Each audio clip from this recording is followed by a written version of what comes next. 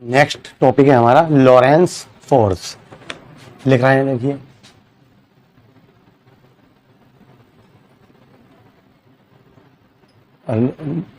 Lawrence force ये क्या होता है?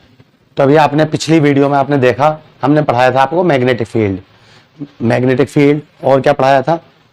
मैग्नेटिक फोर्स और क्या पढ़ाया था? Ousted experiment, right. तो मैग्नेटिक फोर्स में हमने आपको बताया था कोई भी चार्ज पार्टिकल जब मैग्नेटिक फील्ड में एंटर करता है तो उस पर एक फोर्स लगती है जिसे बोलते हैं मैग्नेटिक फोर्स। ओके, लेकिन अब कोई चार्ज पार्टिकल किसी ऐसी जगह एंटर कर रहा हो जहां पर मैग्नेटिक फील्ड भी हो और इलेक्ट्रिक फील्ड भी हो, दोनों प्रेजेंट हो, तो वहां पर जो फोर्स लगेगा उसे बोलते हैं लॉरेंस फोर्स। ये साइंटिस्ट थे, उन्होंने बताया था, ठीक है। तो यही बात हम यहां पे लिख रहे हैं, नोट करिए। Force experience by a charged particle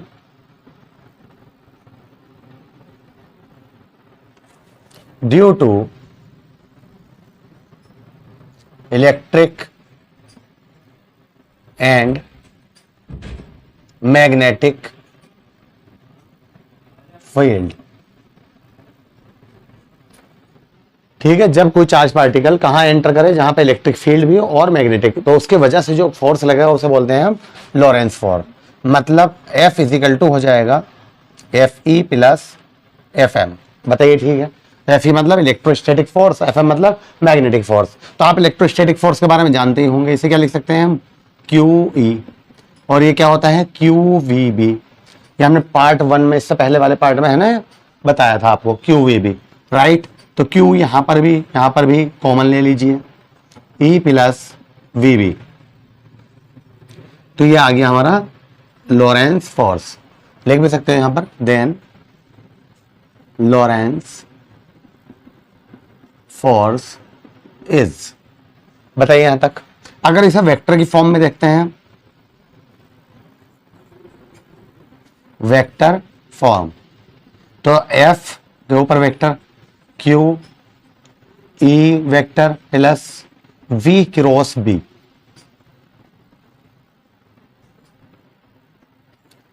ये आ गया, क्या है ये? Lawrence force. लेकिन मैं आपको नॉलेज के लिए बता भी दूं कि न्यूमेरिकल आए जैसे पेपर में और उसमें लॉरेंस फोर्स भी लिखा हुआ हो लेकिन इलेक्ट्रिक फील्ड ना दे, तो आप घबराना मत, तो समझ लेना वहां पे इलेक्ट्रिक फील्ड क्या है? जीरो है। तो वही जो हमने आपको पढ़ाया था अपनी पिछली वीडियो में, F इजिकल टू QVB।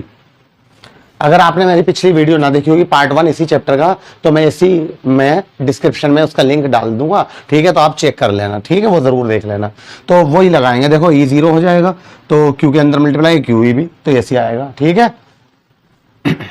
क्यों कहीं जगह ऐसे दे दिया है एनसीईआरटी में कि उन्होंने लॉरेंस फोर्स पूछा है और इलेक्ट्रिक फील्ड का नाम ही नहीं दिया, तो बच्चा कंफ्यूज हो जाता है। तो आप किससे कर दोगे? मैग्नेटिक फोर्स है, तो उस कंडीशन में हम मान लेंगे कि भाई इलेक्ट्रिक फील्ड क्या है, वहां पर जीरो है। नोट कीजिए, लॉरेंस फोर्स कंप्लीट हो गया। यूनिट क्या होती है फोर्स की? आप जानते हैं, न्यूटन, है ना। क्या है यूनिट इसकी? न्यूटन। नोट कर लिया। नेक्स्ट टॉपिक देखते हैं अब हम, बायोट सेवर्ट लॉ।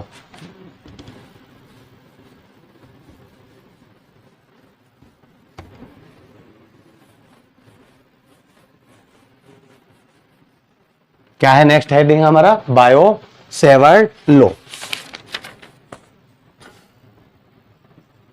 हेडिंग देख लेना कौन सा था, पार्ट 1 में हमने शायद 3 कराए थे, तो ये 4th हो गया लॉरेंस फोर्स, और ये शायद 5 होगा, देख लेना। और आप है ना, आगे पीछे जैसे भी हो आप अपने पास से नंबरिंग कर देना। तो बायोट सेवर्ट लॉ इंपॉर्टेंट है भाई। तो क्या हुआ सुनो, हमने पार्ट 1 में देखा, वीडियो के पार्ट 1 में, पिछली वीडियो में हमने देखा लॉरेंस वो जो थे, सॉरी ओस्टेड, उन्होंने अपना एक एक्सपेरिमेंट किया था। उन्होंने देखा था जब हम करंट फ्लो कराते हैं किसी भी कंडक्टर में तो उसके चारों ओर मैग्नेटिक फील्ड को देखने को मिला था, जिसकी वजह से कंपास नीडल रखने पर उसमें क्या हो रहा था? डिफ्लेक्शन हो रहा था। ये तो बात थी, ये तो बताया था उन्होंने। क्या बताया था? और स्टेट एक्सपेरिमेंट क्या है, current carrying wire is produce a magnetic field around it. ये तो था कि करंट कैरिंग वायर क्या करता है, मैग्नेटिक फील्ड प्रोड्यूस करता है अपने चारों ओर, ये तो मतलब था। तो अब ये कितना होता है, मैग्नेटिक फील्ड किन किन चीजों पर डिपेंड करती है, ये वो ना बता पाए थे। किन्होंने बताया था ये फ्रांस के साइंटिस्ट हैं दो, बायो और सेवर्ट, शॉर्ट में से बायो बोला जाता है। क्या है लिखा हुआ है, बायोट सेवर्ट लो, ठीक है। तो बायो और एक दूसरे साइंटिस्ट है सेवर्ट, ये दो साइंटिस्ट हैं बायो और सेवर्ट। इन्होंने इस पे एक्सपेरिमेंट किया, इन्होंने अलग अलग मेटल लेकर अलग अलग करंट फ्लो कराई, कभी ब्रास ले लिया, कभी एल्यूमिनियम ले लिया, ठीक है, कभी कॉपर लिया, उनके अंदर अलग अलग करंट फ्लो कराई, कभी 5 एम्पियर, कभी 6, कभी 2 एम्पियर ऐसे, और फिर उससे मैग्नेटिक फील्ड को कैलकुलेट किया, और लास्ट में रिजल्ट क्या निकला, क्या फॉर्मूला आया, वो इन्होंने बताया, वो हम पढ़ने जा रहे हैं। बात समझ में आ गई अब आपकी? तो ये बात हम यहाँ लिख रहे हैं। इन्होंने देखो बाद में जो इन्होंने रिजल्ट दिया, तो इन्होंने एक वायर लिया इसकी तरह, इस टाइप से, इस टाइप से ये वायर ले लिया, राइट। क्या है, कैसा वायर है, आई करंट फ्लो हो रही है, तो क्या बोलेंगे हम इसे, current carrying conductor, current carrying conductor. बताओ बात समझ में आ गई? वायर कह सकते हो, कभी कंडक्टर ना लिखो, वायर कह दो। तो इन्होंने ये लेने के बाद थोड़ी सी पहले थ्योरी लिख लो, है ना, अभी समझाऊंगा फिर क्या हुआ। लिखिए,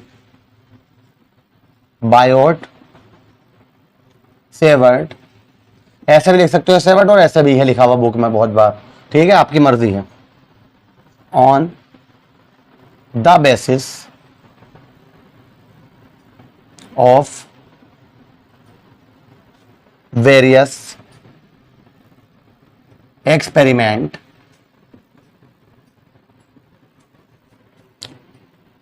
told that the current carrying conductor which generate the magnetic field, it depends on the following things। किन किन चीजों पर डिपेंड करती है? तो देखो सुनो, आप पहले बात अभी सुन लो। इन्होंने इसका बिल्कुल सीधा सीधा, देखो सीधा बिल्कुल स्ट्रेट, कहां पर है सिरा, तो आप कहोगे सर यहाँ पे दिखाई दे रहा है ये, और ये इतना पार्ट जो है वो स्ट्रेट है बिल्कुल, ठीक है, ये मतलब। तो ये बताओ, जब ये छोटा सा पार्ट स्ट्रेट है तो इसकी लेंथ भी क्या होगी, छोटी होगी। तो और छोटी चीज को हम फिजिक्स में किससे लिखते हैं, डीएल से लिख देते हैं, ठीक है। तो इसकी पार्ट की लेंथ क्या है यहाँ पर, डीएल। क्या कह दिया हमने इसे, डीएल। बताओ, ठीक है। तो इससे इस साइड में भी और इस साइड में भी क्या बताया इन्होंने, मैग्नेटिक फील्ड। जाहिर सी बात है दोनों तरफ बराबर होगी। लेकिन कल मैंने आपको, मतलब पिछली वीडियो में आपको मैंने ये बताया था, राइट हैंड थंब रूल से हम डायरेक्शन निकाल लेते हैं। तो अब मैं आपसे पूछूं, करंट देखो ऐसे दिख रहा होगा, ऊपर को जा रही है, तो इसका मतलब जब करंट ऐसे जा रही है तो राइट हैंड थंब रूल में क्या करोगे, अंगूठा ऐसे करोगे, है ना, थंब, और हैंड को क्या करोगे, हाथ को इसे कर्ल करोगे ऐसे। तो ये इनसाइड और ये बाहर की ओर क्या आ गया, आउटसाइड। याद आ गई बात? तो इनसाइड को क्रॉस से दिखाते हैं और आउटसाइड को डॉट से। याद है बात? तो यहाँ पर भी इस वायर की वजह से यहाँ पर जो मैग्नेटिक फील्ड प्रोड्यूस हुई, डेल्टा भी बताओ सेम ही होगी। बताओ, दोनों की डिस्टेंस सेम है। इसे हमने क्या मान लिया, आर। कितना एंगल पे मान लिया, थीटा। बताइए बात समझ में आ रही है? बस ये बताया। तो उन्होंने यही बात हमने यहाँ लिख दी, Biot Savart on the basis of various experiment. उन्होंने बहुत सारे एक्सपेरिमेंट किए, उसके according told that the current carrying conductor, और क्या बताया उन्होंने, करंट कैरिंग कंडक्टर जो है which generate the magnetic field, जो कि मैग्नेटिक फील्ड को प्रोड्यूस करता है, वो डिपेंड करता है क्या, किन किन बहुत सारी चीजों पर। कौन कौन सी चीजें, देखो मैं यहां लिख रहा हूं, मैग्नेटिक, वो ऐसे कह दो, मैग्नीट्यूड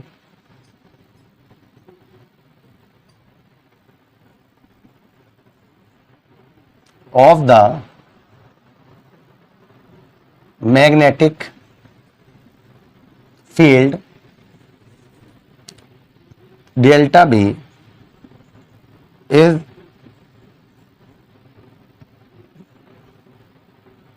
प्रोपोर्शनल टू, किन किन चीजों पर करता है भाई सुनो।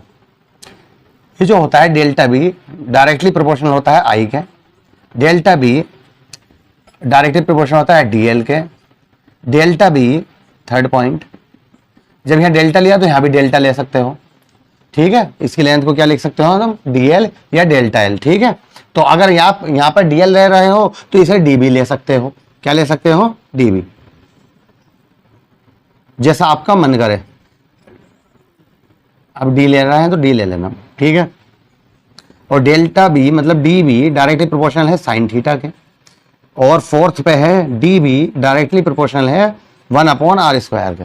ये चीजें बताई थी इन्होंने रिजल्ट निकालने के बाद, कई साल लग गए थे उन्हें एक्सपेरिमेंट करते करते, तब ये बताया था कि भाई ये जो मैग्नेटिक फील्ड प्रोड्यूस होती है ये किसके लिए होती है, छोटे से वायर के लिए, छोटा सा टुकड़ा हो और उसमें करंट फ्लो हो रही हो तो उसके लिए इतनी इतनी होती है, इन चीजों पर डिपेंड करती है।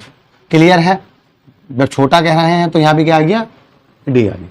अब बताओ बात समझ में आ गई। अगर हम इसे कंबाइंड कर दें इन सबको, ठीक है, ऑन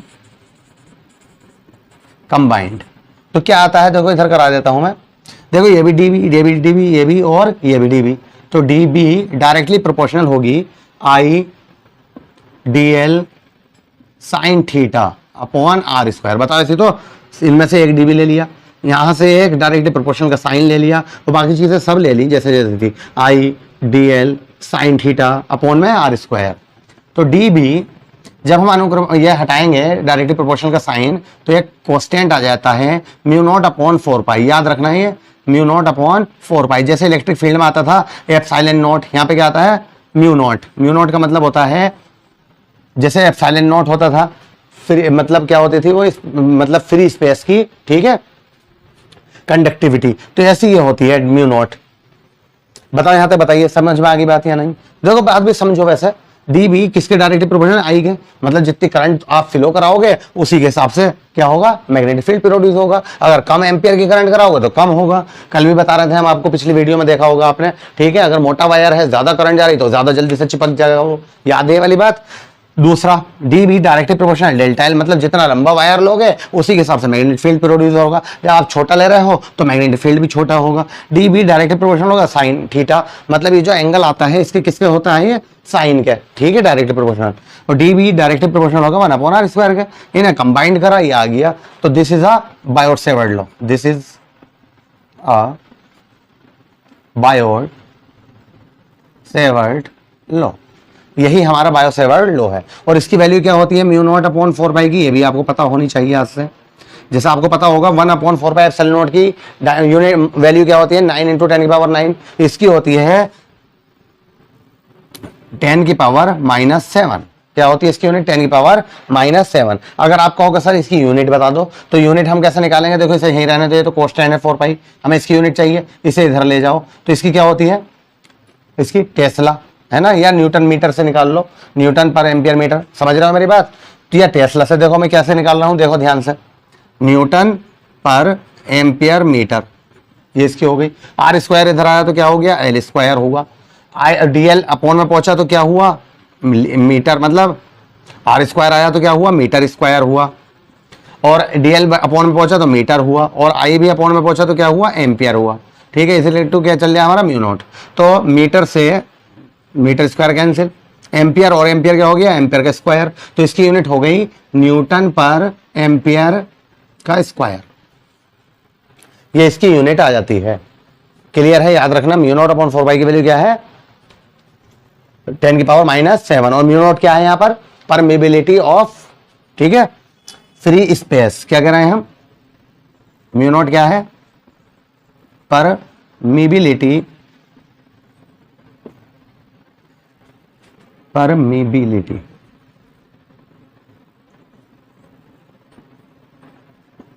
ऑफ फ्री स्पेस, उसे क्या कहते थे हम, ε0 को परमिटिविटी, है ना, परमिटिविटी ऑफ फ्री स्पेस, ये होती है permeability of free space. Note कर लीजिए आप इसे पूरे को कंप्लीट, ऐसे ही डायग्राम बनाने के साथ साथ।